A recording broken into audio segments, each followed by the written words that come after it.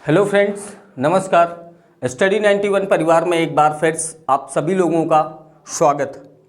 आज की क्लास में जो हमारी आरओ एआरओ वीडियो और बीईओ की क्लास चल रही है, उसमें हमारा एक आज इम्पोर्टेंट टॉपिक है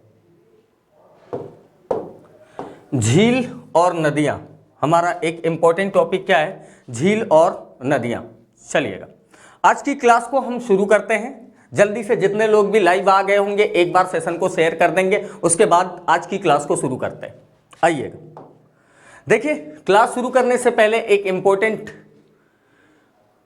बात आपके लिए यह है कि अपनी हिंदी नाम से एक पुस्तक स्टडी 91 की तरफ से जो लॉन्च की गई, जिसमें 5000 से ज्यादा क्वेश्चन बैंक हैं, अभ्यास प्रश्न है। आप इसे 299 रुपए में घर बैठे ऑर्डर कर सकते हैं, फ्री डिलीवरी के साथ। देखिए, आपके लिए जो डेली का यूट्यूब शेड्यूल है, उसमें आपको 7 बजे से करंट अफेयर नितिन सर के द्वारा मिलती है। उसके बाद 8 बजे से करंट अफेयर राहुल सर के द्वारा मिलेगी। आरओ बीईओ के लिए 9 बजे से ज्योग्राफी की क्लास है, 10 बजे से जीके जीएस समरेश सर के द्वारा है। उसके बाद यूपी पुलिस और वन रक्षक के लिए 12 बजे से रीजनिंग की क्लास है, 1 बजे से पॉलिटी की क्लास है, 2 बजे से मैथ की क्लास है। उसके बाद टीजीटी पीजीटी एलटी के लिए 8 बजे से हिंदी, जो नितिन सर के द्वारा स्पेशली पढ़ाई जा रही है। 6 बजे से सीडीपी है आपकी, टेट सीटेट और यूपी टेट के लिए। 7 बजे से संस्कृत है। उसके बाद एसएससी सीजीएल और सीपीओ एसआई के लिए 3 बजे से रीजनिंग है, 4 बजे से आपकी मैथ है, 5 बजे से जीके जीएस की क्लास है और 9 बजे से इंग्लिश की क्लास है। क्लियर है? चलिएगा, आज की क्लास को हम शुरू करते हैं। हमारा पहला क्वेश्चन आज का ये है कि गंगा बहुत ही प्रदूषित नदी है। गंगा बहुत ही प्रदूषित नदी है, ये असर्शन है। रीजन इसका यह है कि जो नदी जितनी पवित्र होती है वह उतनी ही अधिक प्रदूषित होती है। नीचे दिए गए कूट से सही उत्तर आपको चुनना है। बताइएगा एक बात, इसमें आपको पहला काम यह करना है कि आपको यह देखना है कि असर्शन जो हमारा स्टेटमेंट दे रखा है, वो स्टेटमेंट सही है कि गलत है। स्टेटमेंट आपका सही है कि गलत है? क्लियर? चलिए देखिएगा, इसका आंसर करिए।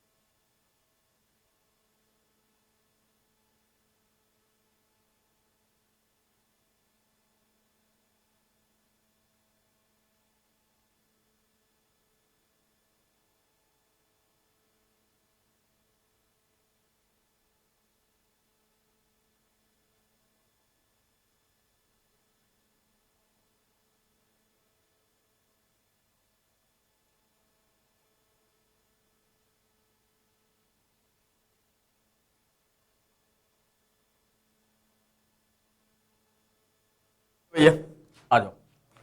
पहला स्टेटमेंट आपको देखना है कि गंगा बहुत ही प्रदूषित नदी है, तो ये स्टेटमेंट तो बिल्कुल सही है। गंगा आज के समय में मान्यताओं के अगर बियॉन्ड चले जाएं, मान्यताओं के आधार पर, तो गंगा से पवित्र नदी भारत की कोई भी और दूसरी नहीं है। लेकिन गंगा जितनी पवित्र है उतनी ही प्रदूषित नदी भी हो चुकी है। जो नदी जितनी पवित्र होती है, इसका रीजन क्या बता रहा है आपको? जो नदी जितनी पवित्र होती है वह उतनी ही अधिक प्रदूषित होती है। ये रीजन बिल्कुल गलत है। ये रीजन बिल्कुल गलत है कि जो नदी पवित्र है वह उतनी प्रदूषित होगी। ये कोई लॉजिक नहीं है। गंगा नदी को हमने प्रदूषित कर रखा है। गंगा नदी वास्तव में बहुत पवित्र है, उसके बावजूद भी हमने बहुत ज्यादा गंदगी इसमें फैला रखी है। इसकी वजह से यह प्रदूषित हुई है, मानवीय गतिविधियों के द्वारा यह प्रदूषित हुई है। क्लियर? तो इसका ए असर्शन तो सही है, लेकिन इसका रीजन क्या है? गलत है। तो इसका सही आंसर क्या हो जाएगा? ए। अगला क्वेश्चन देखिएगा। क्वेश्चन कह रहा है कि निम्नलिखित नदियों पर विचार कीजिए। आपको तीन नदियां दे रखी है, एक नदी है बराक नदी, एक नदी है लोहित नदी, दूसरी है सुबनसिरी। आपको क्वेश्चन क्या कह रहा है?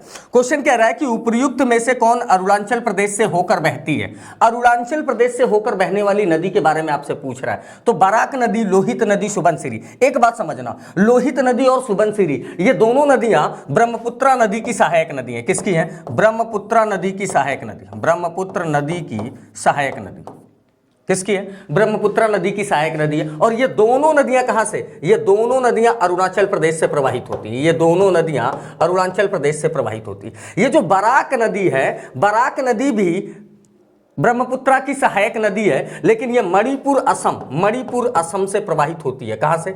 मणिपुर और असम से प्रवाहित होती है। यह अरुणाचल प्रदेश में प्रवेश नहीं करती है। तो इसका सही आंसर क्या हो जाएगा भैया? लोहित और सुबनसिरी। लोहित और सुबनसिरी। तो आंसर क्या हो गया? केवल 2 और 3। चलो आगे चलते हैं, आगे चले। अच्छा, एक क्वेश्चन का आंसर और कर देना जरा आप लोग। ब्रह्मपुत्र नदी की अन्य सहायक नदियां, ब्रह्मपुत्र नदी के अन्य सहायक नदी की अगर हम बात करें तो एक नदी है धनसिरी। कौन सी? धनसिरी। धनसिरी। अच्छा, एक नाम दे रखा है सुबनसिरी। धनसिरी, सुबनसिरी। मानस नदी। कौन सी नदी? मानस नदी। ठीक। उसके बाद एक नदी है जिया भरेली। कौन सी नदी? जिया भरेली। और अगली एक नदी है पगला दिया। जिया भरेली और अगली नदी है एक पगला दिया।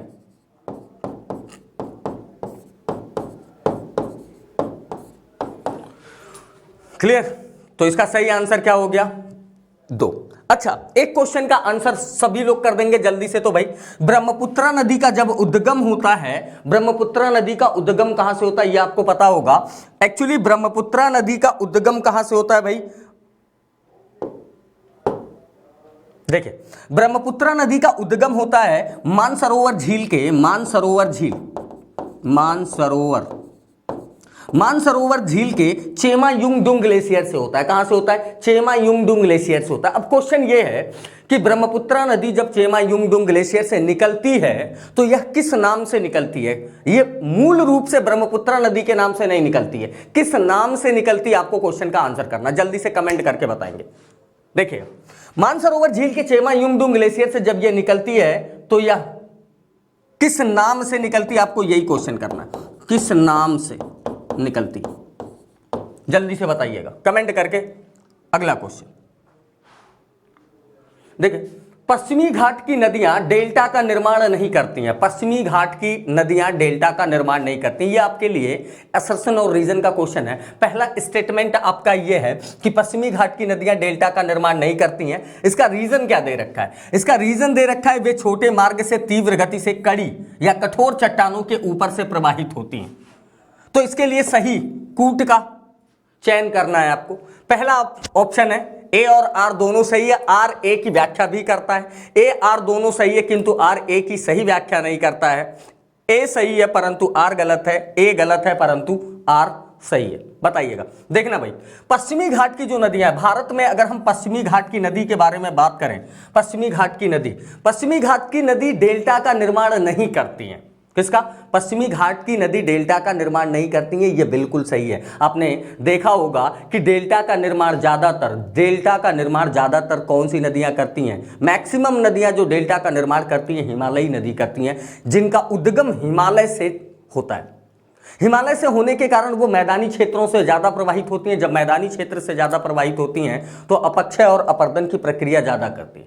अपक्षय और अपर्दन या कटाव की प्रक्रिया ज्यादा करती है तो उनके पास अवसाद की मात्रा ज्यादा होती है। जब अवसाद की मात्रा ज्यादा होगी तो जिस नदी के पास अवसाद ज्यादा होगा वो, अगर मान लीजिए यहां पर गिर रहा होगा, मुहाने पर नदी गिर रही होगी, तो अवसाद जो वेस्ट मटेरियल है वो ऐसे एक त्रिभुजाकार संरचना में एक आकृति ले लेगा और इसी को हम क्या कहते हैं? डेल्टा कहते हैं। ये तब पॉसिबल है जब ये मैदानी क्षेत्र से प्रवाहित हो, तभी तो अपक्षय और अपर्दन कर पाएगी, मिट्टी का कटाव कर पाएगी। लेकिन अगर चट्टान से होकर प्रवाहित हो रही होगी तो चट्टानों का अपर्दन कम कर पाएंगी। जब चट्टानों का अपर्दन कम कर पाएगी तो इसके पास अवसाद की मात्रा कम बचेगी, और जब अवसाद की मात्रा कम बचेगी तो क्या होगा? अवसाद की मात्रा अगर कम होगी तो ये जो डेल्टा, ये जो आकृति आप देख रहे हैं बहुत छोटा बनेगा, और जब छोटा बनेगा ना तो समुद्री लहरें इसको तोड़ देंगी, इसलिए ये डेल्टा का निर्माण नहीं कर पाती। तो इसमें रीजन आपको दे रखा है कि ये छोटे मार्ग से तीव्र गति से कठोर चट्टानों के ऊपर से प्रवाहित होती है, बिल्कुल सही है। यानी ये रीजन भी सही है, असर्शन भी सही है, और रीजन असर्शन का सही एक्सप्लेनेशन भी करता है। तो इसका सही आंसर क्या हो गया? पहला। समझ आ गई बात? चलिएगा आगे चलते हैं। अगला क्वेश्चन देखना भाई, प्रायद्वीपीय भारत की सभी प्रमुख नदियां बंगाल की खाड़ी में गिरती हैं। प्रायद्वीपीय भारत की सभी प्रमुख नदियां बंगाल की खाड़ी में गिरती हैं। नर्मदा तथा ताप्ती नदियां अरब सागर में गिरती है, बिल्कुल सही है। नर्मदा और ताप्ती कहां गिरती है भैया? नर्मदा और ताप्ती की बात करें तो नर्मदा और ताप्ती नदियां यहां पर गिरती है। ये खंबात की खाड़ी है। क्या है? खंबात की खाड़ी। कभी आपसे क्वेश्चन ये भी पूछ दे कि खंबात की खाड़ी में गिरने वाली नदियां, खंबात की खाड़ी में गिरने वाली नदियां, तो आप बेहिचक होकर किसका नाम ले सकते हैं? नर्मदा और ताप्ती का। कौन सी नदी? नर्मदा और ताप्ती का। अच्छा, अब एक बात और, यहां से एक क्वेश्चन और बनता है कि भ्रंश घाटी से होकर बहने वाली, भ्रंश घाटी से होकर बहने वाली भारत की सबसे बड़ी नदी कौन सी है? तो भारत की सबसे बड़ी नदी है नर्मदा नदी। भ्रंश घाटी से होकर प्रवाहित होने वाली भारत की सबसे बड़ी नदी कौन सी है? नर्मदा नदी। ये दो प्रमुख नदियां जो भ्रंश घाटी से होकर प्रवाहित होती है। क्लियर? आगे आइए। तो पहला असर्शन इसका सही है। दूसरा, नर्मदा और ताप्ती नदियां विभ्रंश घाटी से होकर बहती हैं। अभी मैंने आपको बताया कि ये दोनों कहां से प्रवाहित होती हैं? भ्रंश घाटी से होकर प्रवाहित होती हैं। कहां से? भ्रंश घाटी से होकर प्रवाहित होती हैं। क्लियर है भाई? अब एक बात समझना, इसमें असर्शन भी सही है, रीजन भी सही है। असर्शन भी सही है, रीजन भी सही है, लेकिन जो रीजन दे रखा है ना, वो असर्शन का कोई एक्सप्लेनेशन नहीं है। असर्शन में आपको क्या बोला था? असर्शन में आपको बोला है कि प्रायद्वीपीय भारत की सभी प्रमुख नदियां बंगाल की खाड़ी में गिरती हैं, परंतु नर्मदा तथा ताप्ती नदियां अरब सागर में गिरती हैं। अब ऐसा क्यों होता है वो रीजन नहीं बता पा रहा। ऐसा क्यों होता है ये रीजन नहीं बता रहा। रीजन अपने आप में एक स्टेटमेंट के तौर पर क्या है? सही है। तो ए और आर दोनों सही है, परंतु आर ए की सही व्याख्या नहीं करता। Sorry, clear? समझ में आ गई बात? आगे चलते हैं। अगला क्वेश्चन, कौन सी नदी रिफ्ट घाटी या भ्रंश द्रोणी से होकर बहती है? कौन सी नदी रिफ्ट घाटी? रिफ्ट घाटी का मतलब होता है भ्रंश घाटी या भ्रंश द्रोणी। भ्रंश द्रोणी का मतलब होता है कि किन्हीं दो पर्वतों के बीच से होकर प्रवाहित होने वाली जो नदी होगी उसको हम कहेंगे भ्रंश घाटी से होकर प्रवाहित होने वाली नदियां। भ्रंश घाटी का मतलब ये हुआ कि किन्हीं दो पर्वतों के बीच का जो स्पेस है, गलियारा है, उसी गलियारा को हम क्या बोलते हैं? भ्रंश घाटी बोलते हैं या भ्रंशन द्रोणी बोलते हैं। तो कौन सी नदी होकर बहती है? अभी हमने बताया नर्मदा और ताप्ती नदी। नर्मदा और ताप्ती ये दोनों नदियां भ्रंश घाटी से होकर प्रवाहित होती हैं, और नर्मदा नदी भारत की सबसे बड़ी नदी है जो भ्रंश घाटी से होकर प्रवाहित होती है। क्लियर है भैया? समझ में आ गई बात? चलिएगा आगे चलते हैं। अब थोड़ा सा इनके बारे में भी देख लेते हैं। ब्रह्मपुत्र नदी की अगर हम बात करें तो ब्रह्मपुत्र नदी का उद्गम कहां से होता है? ब्रह्मपुत्र नदी का उद्गम होता है मानसरोवर झील से। कहां से होता है? मानसरोवर झील। और ये मानसरोवर झील कहां है बच्चा? मानसरोवर झील है तिब्बत में। मानसरोवर झील कहां है? तिब्बत में।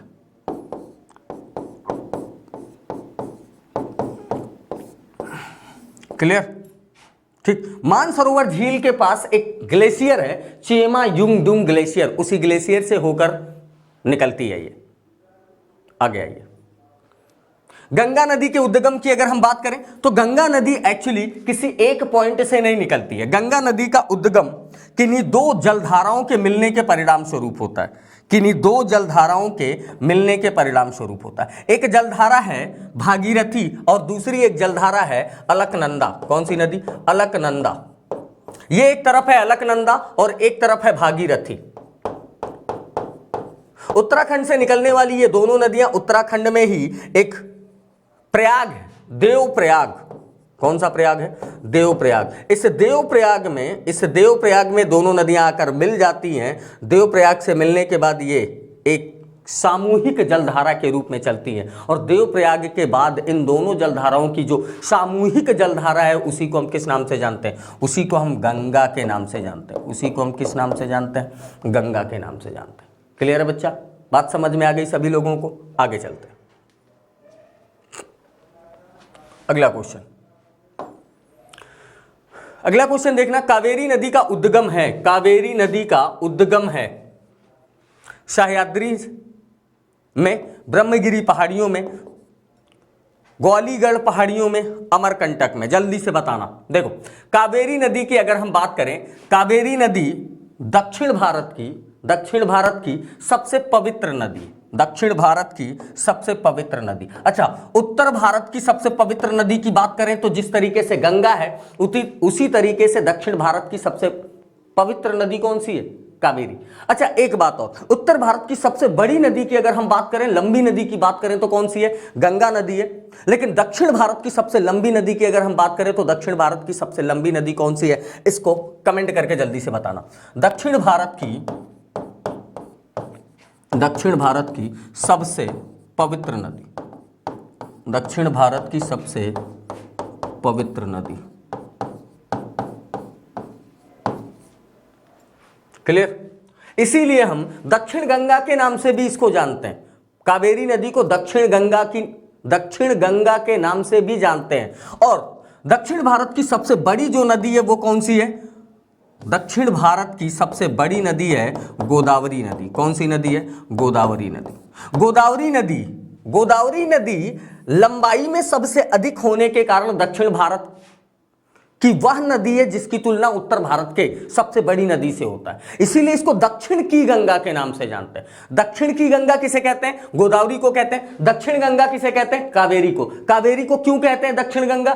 क्योंकि यह दक्षिण भारत की सबसे पवित्र नदी है, जैसे उत्तर भारत की सबसे पवित्र नदी गंगा है। और इसे दक्षिण गंगा इसलिए कहते हैं क्योंकि यह दक्षिण भारत की सबसे बड़ी नदी है, जैसे सबसे बड़ी उत्तर भारत की नदी है गंगा। क्लियर? समझ में आ गई बात यहां तक? तो कावेरी नदी का उद्गम कहां से भैया? कावेरी नदी का उद्गम होता है ब्रह्मगिरी पहाड़ी, कर्नाटक के ब्रह्मगिरी पहाड़ियों से इसका उद्गम होता है। ये प्रवाहित कहां से होती है? केरल, कर्नाटक और तमिलनाडु। केरल, कर्नाटक और तमिलनाडु से प्रवाहित होती है। कहां से भैया? केरल, कर्नाटक और तमिलनाडु, ये तीन राज्यों से होकर प्रवाहित होती है। केरल, कर्नाटक तथा तमिलनाडु। आगे चलते हैं। एक चीज और यह समझना कि जितनी भी कावेरी नदी प्रायद्वीपीय नदी है। कावेरी नदी कौन सी नदी है? प्रायद्वीपीय नदी है। अब एक क्वेश्चन का आंसर आपको यह करना है, एक स्टेटमेंट सुनना, मैं बोल रहा हूं। प्रायद्वीपीय भारत की जितनी भी नदियां, उन सब की ये प्रॉपर्टी है कि इन्हें मौसमी नदी के नाम से जाना जाता है। किस नदी के नाम से जाना जाता है? मौसमी नदी। उसका कारण ये है कि ये वर्ष भर में एक बार सूख जाती हैं, क्योंकि इनके जल का जो स्रोत है, मुख्य स्रोत, वो वर्षा का जल है। वो क्या है? वर्षा का जल है। अब वर्ष भर में एक ही बार वर्षा मिलने के कारण ये एक बार कम से कम सूख जाती हैं। लेकिन यहीं से एक क्वेश्चन बनता है कि दक्षिण भारत की वह कौन सी नदी है, या प्रायद्वीपीय भारत की वह कौन सी नदी है जो पूरे वर्ष भर जल से भरी रहती है? जो पूरे वर्ष भर जल से भरी रहती है। जल्दी से बताना इस क्वेश्चन का आंसर। तो देखना भैया, इसका आंसर है कावेरी नदी। कावेरी नदी प्रायद्वीपीय भारत की एक ऐसी नदी है, प्रायद्वीपीय भारत की एक ऐसी नदी है जो पूरे वर्ष भर जल से भरी रहती है। प्रायद्वीपीय भारत की एक ऐसी नदी है जो पूरे वर्ष जल से भरी रहती है।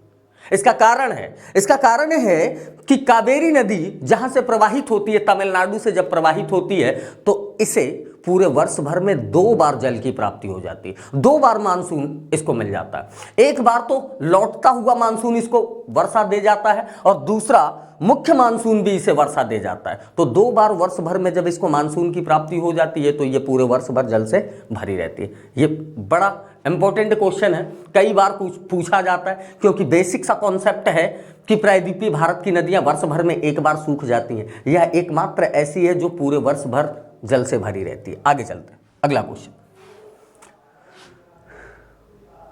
देखिए। हिंदी व्याकरण की नई क्लास जो नितिन सर के द्वारा स्टार्ट करी गई है,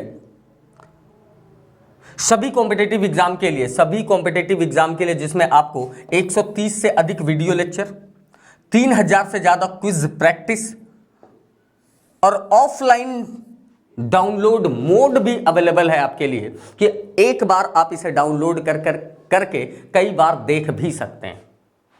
आगे चलते हैं, अगला क्वेश्चन, निम्न नदियों में से कौन अपने मार्ग में परिवर्तन करने के लिए कुख्यात है? गंगा नदी, कोसी नदी, दामोदर नदी, गोमती नदी। अपने मार्ग में परिवर्तन के लिए कुख्यात है, देखना कुख्यात है। ये एक नदी है कोसी नदी। कौन सी नदी? बिहार में प्रवाहित होने वाली एक नदी है कोसी नदी। इसे बिहार का शोक भी कहते हैं। इसे हम क्या कहते हैं? बिहार का शोक। इसे हम क्या कहते हैं भैया? बिहार का शोक कहते हैं। अब कारण समझना, इसको बिहार का शोक क्यों कहते हैं। बिहार का शोक इसे इसलिए कहते हैं क्योंकि कोसी नदी में इतना ज्यादा सेडिमेंटेशन हो चुका है, इतना ज्यादा अवसादीकरण हो चुका है कि यह नदी अपने बेसिन, अपनी गहराई को खो चुकी है। इसकी गहराई कम हो चुकी है और जब इसमें जलस्तर की मात्रा बढ़ती है तो यह नदी फैल जाती है। इसका मतलब यह है कि अगर ये शाम को यहां से ऐसे प्रवाहित हो रही है तो हो सकता है सुबह इधर आ जाए, दोपहर में इधर आ जाए, कुछ इस तरीके से प्रवाहित हो जाती है। तो अपने मार्ग परिवर्तन के लिए सबसे ज्यादा कुख्यात नदी कौन सी है? कोसी नदी।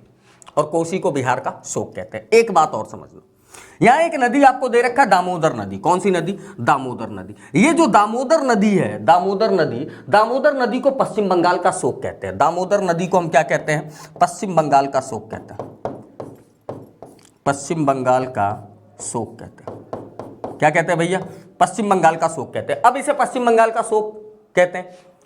बिहार का शोक किसे कहते हैं? कोसी नदी को। एक बात और समझना, दामोदर नदी जैविक मरुस्थल के रूप में जानी जाती है। दामोदर नदी को जैविक मरुस्थल के रूप में जाना जाता है। जैविक मरुस्थल के रूप में जाना जाता है। एक बात और समझना, दामोदर नदी को जैविक मरुस्थल के रूप में जाना जाता है। इसका कारण यह है कि सबसे प्रदूषित नदी है। बहुत ज्यादा प्रदूषित होने के कारण यह बिल्कुल मरुस्थल के रूप में कन्वर्ट होने वाली है। जल स्तर इसका बहुत कम हो चुका है। लगभग 300 किलोमीटर का जो दायरा है इसका, यह 300 किलोमीटर के दायरे तक बिल्कुल जैविक मरुस्थल के रूप में पाई जाती है। गोमती नदी के बारे में जान लो। गोमती नदी गंगा की एकमात्र ऐसी सहायक नदी है। गोमती नदी गंगा की एकमात्र ऐसी सहायक नदी है जो मैदानी क्षेत्र से निकलती है। इसका उद्गम कहां से होता है भैया? इसका उद्गम होता है उत्तर प्रदेश के पीलीभीत जिले से। कहां से? उत्तर प्रदेश के पीलीभीत जिले के फुल्लहर झील से होता है। कहां से होता है? फुल्लहर झील से होता है। क्लियर? चलिएगा आगे चलते हैं। अगला क्वेश्चन है, निम्नलिखित युग्मों पर विचार कीजिए। निम्नलिखित युग्मों पर विचार कीजिए। सहायक नदी, मुख्य नदी। एक तरफ आपको सहायक नदी दे रखा है, दूसरी तरफ मुख्य नदी दे रखा है। अब बताना है कि इनमें से कौन सुमेलित है। इनमें से कौन सुमेलित है? चंबल नदी, नर्मदा नदी, सोन, यमुना, मानस, ब्रह्मपुत्रा। कौन सही सुमेलित है? कौन सही सुमेलित है? इस क्वेश्चन का आंसर करना, देखना ध्यान से देना। चंबल नदी की अगर हम बात करें तो चंबल किसकी सहायक नदी है? चंबल यमुना की सहायक नदी है। चंबल यमुना की सहायक नदी। और सोन नदी की अगर हम बात करें तो सोन यमुना की नहीं है, बल्कि सोन नदी गंगा की सहायक नदी। लेकिन अगर मानस नदी की बात करें तो मानस ब्रह्मपुत्रा की सहायक नदी है। कौन सी है? ब्रह्मपुत्रा की सहायक नदी है। क्लियर है भैया? बात समझ में आ गई? चलो एक बात और जानना, बस करो मत जानो। तो इसका सही आंसर क्या हो गया? केवल 3, केवल 3। अगला क्वेश्चन, हुंड्रू जलप्रपात, हुंड्रू प्रपात या हुंड्रू जलप्रपात निर्मित है कहां पर? इंद्रावती नदी पर, कावेरी नदी पर, स्वर्ण रेखा नदी पर, उपयुक्त में से कोई नहीं। हुंड्रू जलप्रपात कहां से संबंधित है भैया? हुंड्रू जलप्रपात अवस्थित है स्वर्ण रेखा नदी पर। हुंड्रू जलप्रपात अवस्थित है सुवर्ण रेखा नदी या स्वर्ण रेखा नदी के नाम से इसको जाना जाता है। चलिए आगे आते हैं। अगला क्वेश्चन, निम्नलिखित युग्मों में से कौन सुमेलित नहीं है? कौन सुमेलित नहीं है? शिव समुद्रम जलप्रपात, शिव समुद्रम जलप्रपात, कावेरी नदी, चूलिया जलप्रपात, चंबल नदी, जोग जलप्रपात कृष्णा नदी पर नहीं है। कौन सी नदी पर है, जल्दी से बता देना कमेंट करके। जोग जलप्रपात कृष्णा नदी पर नहीं है, बल्कि ये शरावती नदी पर है। कौन है? शरावती नदी पर। धुआंधार जलप्रपात कहां है? नर्मदा नदी पर है। धुआंधार जलप्रपात नर्मदा नदी पर है, मध्य प्रदेश में। कहां है भाई? मध्य प्रदेश में। अच्छा, एक क्वेश्चन का आंसर ये कर देना कि भारत का सबसे ऊंचा जलप्रपात कौन सा है? भारत का सबसे ऊंचा जलप्रपात कौन सा है? भारत का सबसे ऊंचा जलप्रपात, भारत के सबसे ऊंचे जलप्रपात की अगर हम बात करें तो भारत का सबसे ऊंचा जलप्रपात है कुंचिकल जलप्रपात। कौन सा? कुंचिकल। कुंचिकल जलप्रपात। क्लियर? चलिए, अब एक क्वेश्चन का आंसर आप कर देना। ये जो कुंचिकल जलप्रपात भारत का सबसे ऊंचा जलप्रपात है, किस राज्य में सिचुएटेड है? किस राज्य में सिचुएटेड है? जल्दी से इस क्वेश्चन का आंसर आप कमेंट करके देंगे। अगला क्वेश्चन, भारत के निम्न झरनों में से सर्वाधिक ऊंचाई वाला झरना कौन सा है? देखो, वो क्वेश्चन फिर से यही आ गया। भारत के निम्न झरनों में से सर्वाधिक ऊंचाई वाला झरना कौन सा है? बरछीपानी झरना, जोग झरना, मीनमटी झरना और कुंचिकल झरना। तो सबसे ऊंचा झरना कौन सा है? सबसे ऊंचा झरना, या इसी को कह दो जलप्रपात, इसी को क्या बोलेंगे हम? जलप्रपात के नाम से भी जानते हैं, कुंचिकल जलप्रपात। ठीक, आगे आइए। अब एक क्वेश्चन का आंसर यहां से आप करना। एक क्वेश्चन का आंसर आप करेंगे कि कुंचिकल जलप्रपात किस नदी से संबंधित है? किस नदी से संबंधित है? जल्दी से बताना। देखो, कुंचिकल जलप्रपात वाराही नदी से संबंधित है। वाराही नदी पर स्थित कुंचिकल जलप्रपात भारत का सबसे ऊंचा जलप्रपात है। आगे चलते हैं, अगला क्वेश्चन, निम्न में से कौन दो भारतीय राज्यों की साझेदारी वाली झील है? अच्छा, एक झील का नाम आपको बताना है जो दो राज्यों की सीमा पर हो, दो राज्यों से लगी हो। चिल्का झील, चिल्का झील कहां है भैया? चिल्का झील उड़ीसा में। चिल्का झील कहां है? उड़ीसा में। अब एक बात और समझना, ये जो चिल्का झील है भारत की सबसे बड़ी खारे पानी की झील है। भारत की सबसे बड़ी खारे पानी की झील, भारत की सबसे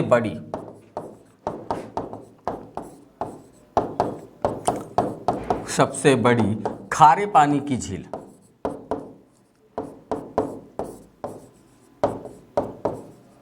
भारत की सबसे बड़ी खारे पानी की झील कौन सी है? चिल्का झील। एक क्वेश्चन यहां से और बनता है, देखो ध्यान से समझना, गलतियां बहुत हो जाती हैं इस क्वेश्चन में। हमें यह पता होता है कि भारत की सबसे बड़ी खारे पानी की झील कौन सी है? चिल्का झील है, जो कहां सिचुएटेड है? उड़ीसा में। लेकिन यहीं से एक क्वेश्चन बनता है कि भारत की सबसे अधिक खारे पानी की झील कौन सी? क्वेश्चन क्या है भैया? सबसे अधिक खारे पानी की झील, सबसे अधिक खारे पानी की झील, सबसे अधिक खारे पानी की झील कौन सी है? जल्दी से बताना। तो सबसे अधिक खारे पानी की झील जब क्वेश्चन पूछे ना, तो ये झील है राजस्थान में सांभर झील। कौन सी झील? सांभर झील। अब आप कुछ लोगों को यह समझ में आ रहा होगा कि गुरुजी इन दोनों में अंतर क्या है? अंतर है बच्चा, ये जो झील है ना, इसमें बोल रहा है कि नमक की मात्रा किसमें ज्यादा है, और ये नमकीन पानी वाली सबसे बड़ी झील है, इसका क्षेत्रफल ज्यादा है और इसमें उपस्थित नमक की मात्रा ज्यादा है। इसको हम लवणता कहते हैं। क्या कहते हैं? लवणता। चलो, अब एक क्वेश्चन का आंसर और कर देना। एक क्वेश्चन का आंसर ये कर देना कि किसी भी जलीय भाग की जो सैलिनिटी होती है, किसी जलीय भाग की, चाहे महासागर हो या फिर झील हो या सागर हो, उसकी जो सैलिनिटी होती है, जो लवणता होती है, उस लवणता में सबसे अधिक नमक कौन सा होता है? कौन सा साल्ट सबसे ज्यादा होता है? तो समझना, सबसे अधिक उपस्थित होता है NaCl, सोडियम क्लोराइड उपस्थित होता है। उसके बाद उपस्थित होता है MgCl2, मैग्नीशियम क्लोराइड। कौन? Magnesium chloride. उसके बाद उपस्थित होता है मैग्नीशियम सल्फेट, MgSO4। तो यही दो याद रखो, आपका काम हो जाएगा। सबसे अधिक उपस्थित लवण कौन सा है? NaCl। उसके बाद कौन है? MgCl2। क्लियर? अच्छा, अपने क्वेश्चन पे आते हैं। कौन सी दो राज्यों की सीमा पर है? एक झील है पुलिकट झील। कौन सी झील है? पुलिकट झील। ठीक, ये केरल तथा तमिलनाडु, तमिलनाडु तथा केरल की सीमा पर सिचुएटेड है कौन? पुलिकट झील। पुलिकट झील दो राज्यों की सीमा पर सिचुएटेड है, केरल और तमिलनाडु। आगे चलते हैं। देखिए वीडियो के री एग्जाम के लिए आपको अपनी तैयारी के अंतिम रूप देने का समय आ गया, जिसके लिए स्टडी 91 की तरफ से आपके पास top most 15 mock test available कराए गए हैं। सभी टेस्ट वीडियो सोल्यूशन के साथ, किसके साथ? वीडियो सोल्यूशन के साथ, जिसमें आप एनरोल हो सकते हैं, जिसकी फीस मात्र 249 रुपए है। और अधिक जानकारी के लिए आप इन नंबरों पर संपर्क भी कर सकते हैं। आइएगा आगे, अगला क्वेश्चन, निम्न में से कौन सही सुमेलित है? निम्न में से कौन सही सुमेलित है? एक तरफ आपको झील दे रखा है, दूसरी तरफ आपको अवस्थिति दे रखा है। लोनार झील मध्य प्रदेश, नक्की झील गुजरात, कोलेरू झील आंध्र प्रदेश, पुलिकट केरल। पुलिकट केरल, जल्दी से बताइएगा इस क्वेश्चन का आंसर कि कौन सही सुमेलित है। देखना भैया, कोलेरू झील केवल सही है, आंध्र प्रदेश में है। लोनार झील की अगर हम बात करें तो ये कहां है? ये है लोनार झील महाराष्ट्र में। कहां है? महाराष्ट्र में। नक्की झील की बात करें तो नक्की झील का है? नक्की झील राजस्थान में। और पुलिकट झील की बात करें तो ये केरल तथा तमिलनाडु की सीमा पर। क्लियर है भैया? बात समझ में आ गई? तो पूरी तरीके से सही सुमेलित कौन था? कोलेरू झील आंध्र प्रदेश। आगे चलते हैं। भारत की निम्न झीलों में से कौन असम में अवस्थित है? असम में कौन अवस्थित है? हमीरसर झील असम में नहीं है, कोलेरू झील असम में नहीं है, अभी आपने पढ़ा। सला झील अभी आपने पढ़ा कि ये असम में नहीं है। असम में चपनाला झील सिचुएटेड है। कौन सी झील है? चपनाला झील। कहां है सिचुएटेड है? असम में।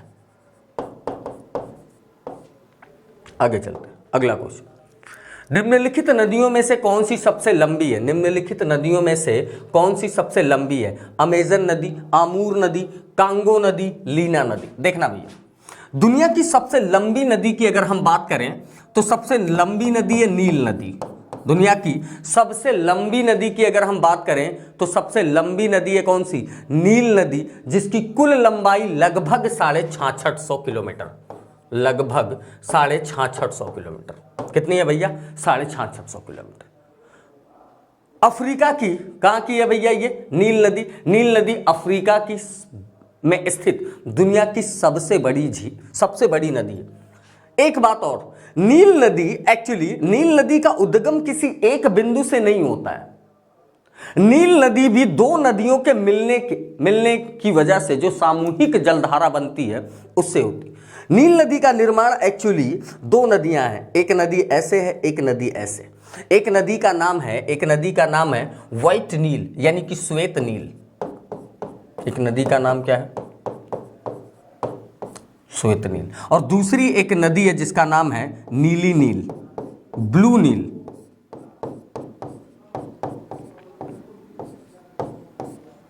तो नीली नील और श्वेत नील के मिलने की वजह से किस नदी का निर्माण होता है? नील नदी। मिस्र को नील नदी का वरदान कहते हैं। मिस्र को नील नदी का वरदान कहते हैं। दुनिया की सबसे जो प्राचीनतम सभ्यता है नील, मिस्र की सभ्यता, वह नील नदी के तट पर बसी है। आगे आइएगा। लेकिन लंबाई में अगर हम देखें तो सबसे लंबी नदी कौन सी है? नील नदी। लेकिन अगर आयतन के दृष्टिकोण से देखा जाए तो आयतन के दृष्टिकोण से सबसे बड़ी नदी है अमेजन नदी। और अमेजन नदी की कुल लंबाई लगभग 6400 किलोमीटर। कितने किलोमीटर? 6400 किलोमीटर। क्लियर? चलिएगा आगे चलते। अगला क्वेश्चन, निम्नलिखित में से कौन सा देश नील नदी द्वारा अपवाहित नहीं होता है? नील नदी की अगर हम बात करें तो नील नदी अफ्रीका महाद्वीप के कुल 10 देशों से होकर प्रवाहित होती है। कितने देशों से? कुल 10 देशों से होकर प्रवाहित होती है, जिसमें इथोपिया, सूडान और युगांडा तीनों शामिल हैं। चौथा ये जो ऑप्शन 4 दे रखा है, 4 देश से नील नदी नहीं प्रवाहित होती, क्योंकि नील नदी का जहां से उद्गम ऊपर की तरफ ऐसे हुआ है, 4 इसके नीचे सिचुएटेड है। क्लियर है भाई? आगे चले। नील नदी के बारे में अभी आपने देख लिया, यह दुनिया की सबसे लंबी नदी है, अफ्रीका की तो है ही है, फिर उसमें कोई डाउट नहीं। इसकी कुल लंबाई 6650 किलोमीटर। आगे आइए, अगला क्वेश्चन है हमारा, मिस्र नील नदी का उपहार है। मिस्र नील नदी का उपहार है, बिल्कुल सही है, स्टेटमेंट है ये, ठीक। आगे, वह सहारा मरुस्थल में एक नखलिस्तान है। वह सहारा मरुस्थल में एक नखलिस्तान है, बिल्कुल सही है। तो ए तथा आर दोनों सही है, ए और आर दोनों बिल्कुल सही है, और आर इसकी सही व्याख्या भी करता है, यानी कि कारण इसकी सही व्याख्या भी करता है, इसका असर्शन भी सही है और रीजन भी सही है। बाकी नील नदी के बारे में अभी अभी आपने पढ़ा है, कौन कौन सी? नील नदी की कुल लंबाई आपने देखा 6650 किलोमीटर है। कितने किलोमीटर है? 6650 किलोमीटर। या दो नदियों के मिलने से बनती है, या दो नदियों के ऐसे मिलने से बनती है। एक नदी है ब्लू नील नदी और एक नदी है व्हाइट नील नदी। श्वेत नील नदी और नीली नील नदी के मिलने की वजह से यह नील नदी का उद्गम होता है। किसका होता है? नील नदी का उद्गम होता है। अच्छा, भारत की भी एक ऐसी नदी है जो प्रमुख नदी है, भारत की सबसे लंबी नदी गंगा नदी। गंगा नदी को जब आपने पढ़ा था तो उसका भी ओरिजिन पॉइंट कोई पर्टिकुलर नहीं होकर दो नदियों के मिलने के कारण ही उसका उद्गम हुआ था, उसी तरीके से यह भी नदी है। आगे चलते, निम्नलिखित में से कौन सी एशिया से संबंधित नहीं है? निम्नलिखित में से कौन सी एशिया से संबंधित नहीं है? Lop Nur, Amur, niger, tigris. देखो, आमूर नदी की अगर हम बात करें तो आमूर नदी रूस और चाइना के बीच में, रूस और चाइना के बीच में सीमा रेखा बनाती है।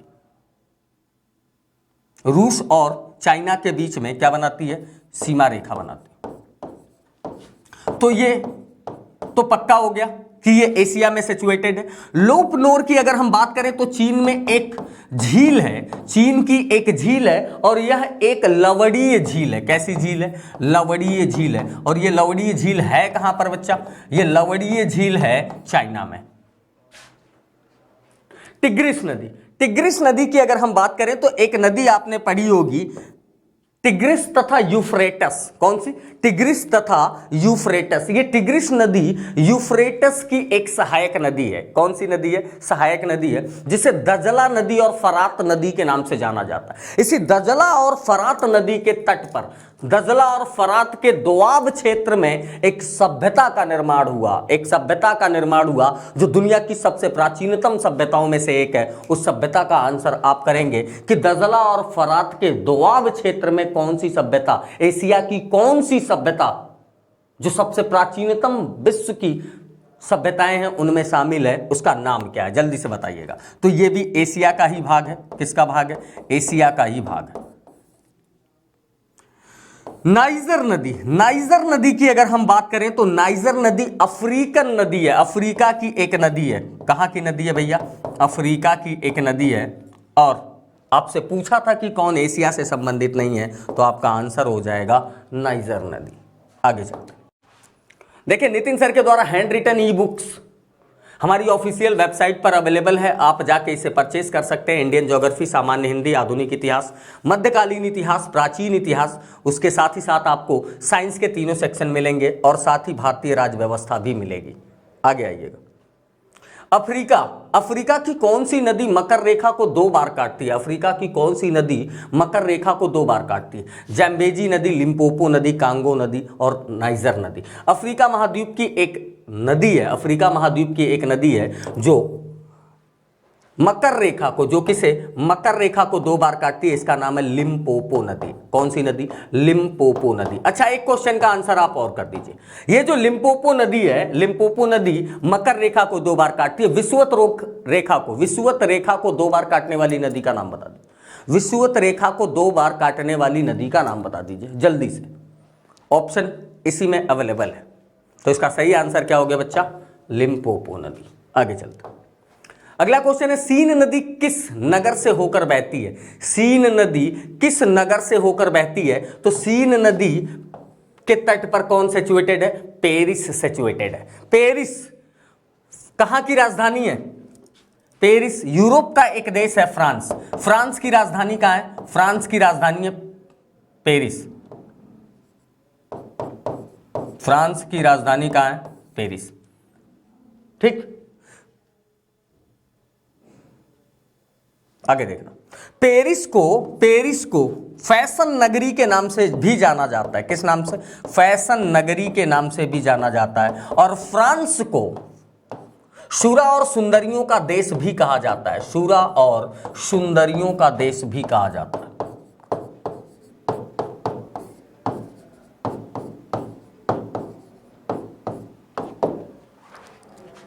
आगे चलिएगा, अगला क्वेश्चन।